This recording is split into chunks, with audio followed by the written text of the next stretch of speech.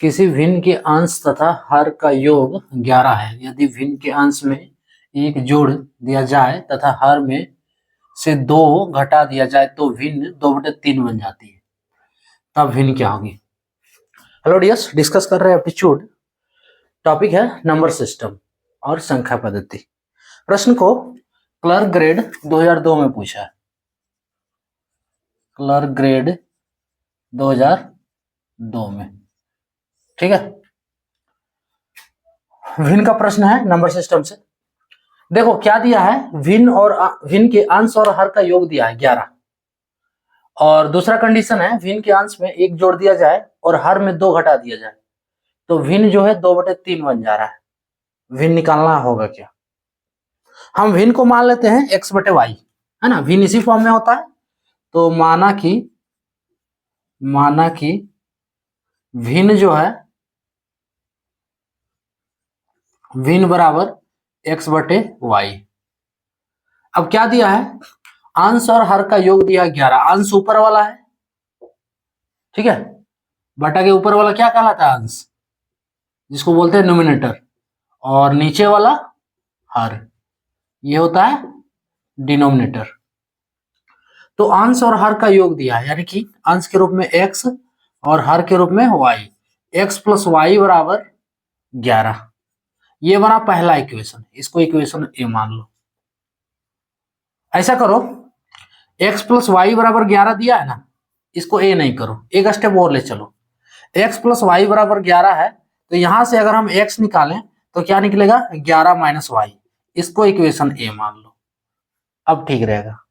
उसको भी मानोगे तो भी बन जाएगा, कोई दिक्कत नहीं है, लेकिन ये थोड़ा ज्यादा सुटेबल होगा आगे के लिए। देखो दूसरा कंडीशन जो दिया है कि भिन्न के अंश में 1 जोड़ दिया जाए और हर में 2 घटा दिया जाए।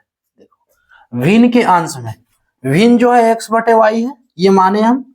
अब इसका अंश ये वाला है x है, तो x में कितना जोड़ दिया जाए? देखो अंश में 1 जोड़ दिया जाए, अंश में 1 जोड़ दिया जाए तो अंश 1 है, x है, तो x में 1 जोड़ दो। दूसरा, तथा हर में 2 घटा दिया जाए, हर y है तो इसमें 2 माइनस कर दो। अब भिन्न हमको कितना मिल रहा है? ये सब करने पे भिन्न क्या मिल रहा है हमको? 2/3 मिल रहा है, तो इतना बराबर 2/3। ये इक्वेशन बी मान लो। अब x बराबर जो है, या फिर सीधा लिखो a का मान b में रखने पर, जो भी मान है रखने पर, a का मान b में रखने पर। अब a देखो इक्वेशन a में, इक्वेशन a है ना, इक्वेशन a का मान b में रखने पर, इक्वेशन a का मान देखो कहाँ है? x बराबर 11 - y है, इसको b में रख दो, यानी कि x की जगह पे क्या रखना होगा? 11 - y। तो 11 - y x की जगह पे देखो ये है, तो 11 - y +1 बटे y - 2 बराबर 2/3।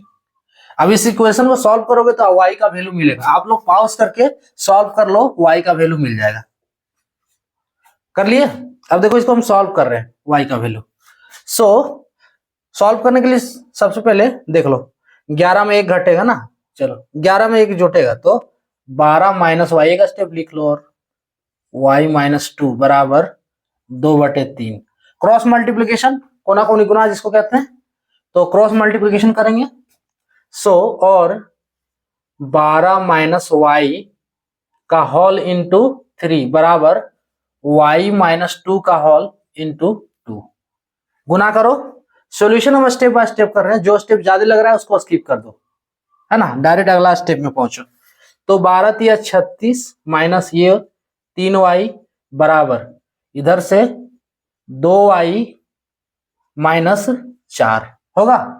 y को एक तरफ कर दो, बिना y वाला एक तरफ, तो 36 -4 है, एलएचएस में लाएंगे तो +4 बराबर 2y, और 3y को आरएचएस लाए तो प्लस में हो गया। 36 + 4 40 बराबर 5y। y का वैल्यू क्या निकलेगा? 40/5 बराबर y होगा। ये कटेगा कितना बार में, 8 बार में। तो y का वैल्यू हमको फाइनली 8 मिल गया, ये y का वैल्यू हमको मिल गया। अब x का निकालना है, तो y का वैल्यू a में डाल देंगे तो x मिल जाएगा, b में भी डालेंगे, नहीं b में नहीं, इस b में डालेंगे तो ही मिल जाएगा, लेकिन इसमें कैलकुलेशन ज्यादा है, a में ही डाल दो ना। सो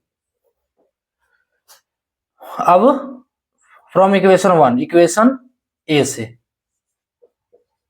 से y का वैल्यू 8 रख देते हैं, तो x बराबर क्या होगा, 11 माइनस y का वैल्यू 8 रख देंगे, तो x बराबर हमको 3 मिल गया।